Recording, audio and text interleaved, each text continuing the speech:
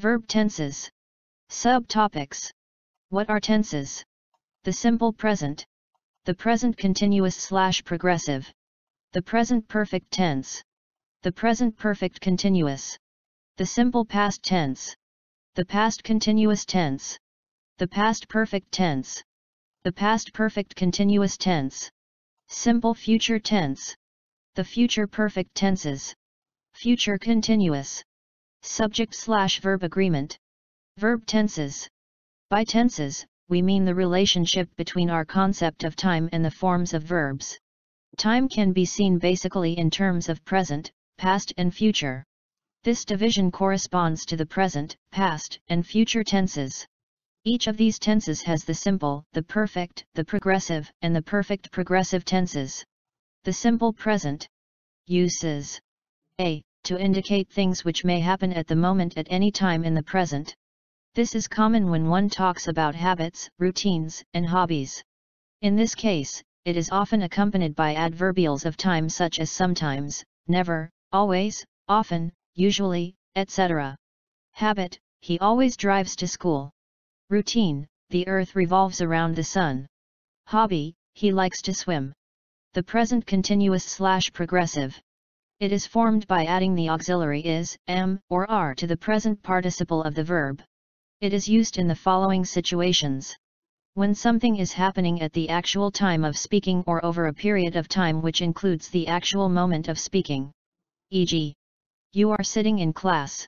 For planned future action, for example, we are writing a test next week. The prisoners are trying to escape. The present perfect tense. It is formed by adding the auxiliary have/has to the past participle of the verb. It is used in the following cases. When we talk about a recently completed action with just, already, now, and recently in statements and in questions. E.g., he has just/already gone to school. To answer questions which contain a verb in the present perfect. E.g., where have you been? I've been to see Paul. What has happened? He has lost his bag. To express an action which began in the past and is still taking place. I have played handball for some years, implying I still play.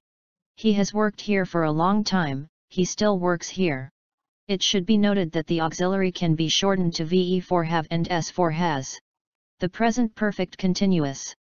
Formed by adding has/have plus been plus present participle.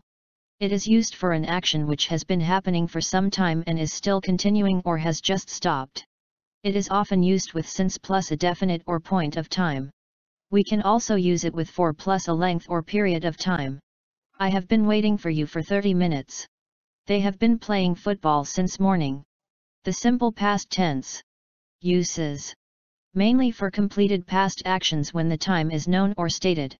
I carried out an experiment last night. John went to the hospital yesterday. To describe habitual past actions. She always walked to school. The past continuous tense. Form, was/were plus a present participle. Uses. To express a past action which was happening when another action was completed. I saw him when I was walking home. She lost the keys when she was playing handball. To express two past actions which happened at the same time and which were both continuous. I was singing while they were dancing. To show what was happening at a past time. At 10 o'clock last night, I was watching television. To replace the present continuous in reported speech. Direct, he said, I'm looking for my keys. Indirect/reported, he said he was looking for his keys. Used for a cancelled future action. I was going to buy a test tube when Mary said she has already bought one for me. The past perfect tense. Form, had plus a past participle. Uses. To show which of two past actions happened first. In this case, the verb of the second action is in the simple past tense. She went to bed after she had locked the door. I had gone to the market when you called. Used in reported speech. John told us that he had just passed his driving test. Used in conditional sentences which refer to the past. If you had passed your exams, you would have gone on holidays. Used after I wish, if only, I would rather and I would sooner when referring to a past event. I wish I had not spent all the money. I would rather you had not given him much water.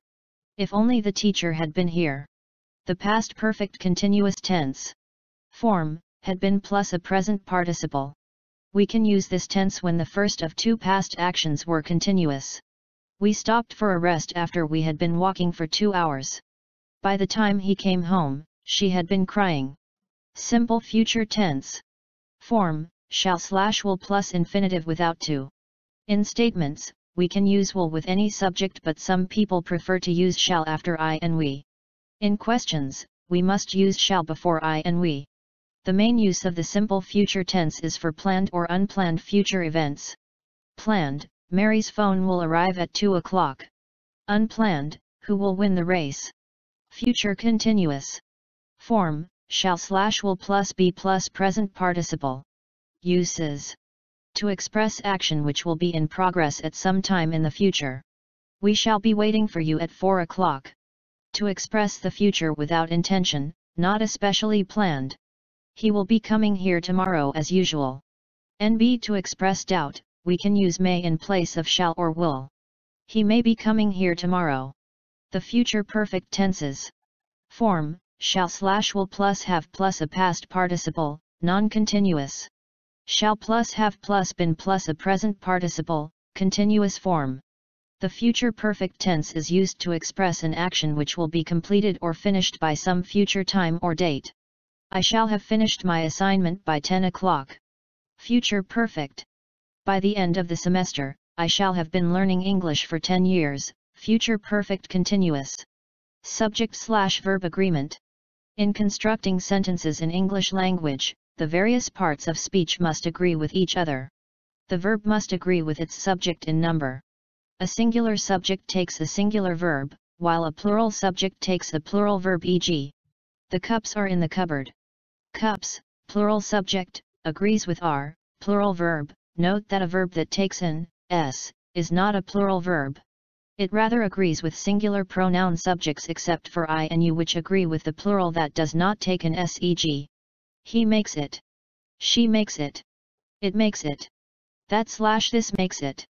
Nobody makes it. Everybody makes it. Everyone makes it. They make it. We make it. I make it. You make it. If this presentation has helped you, press the subscribe button for more. Like and share with friends.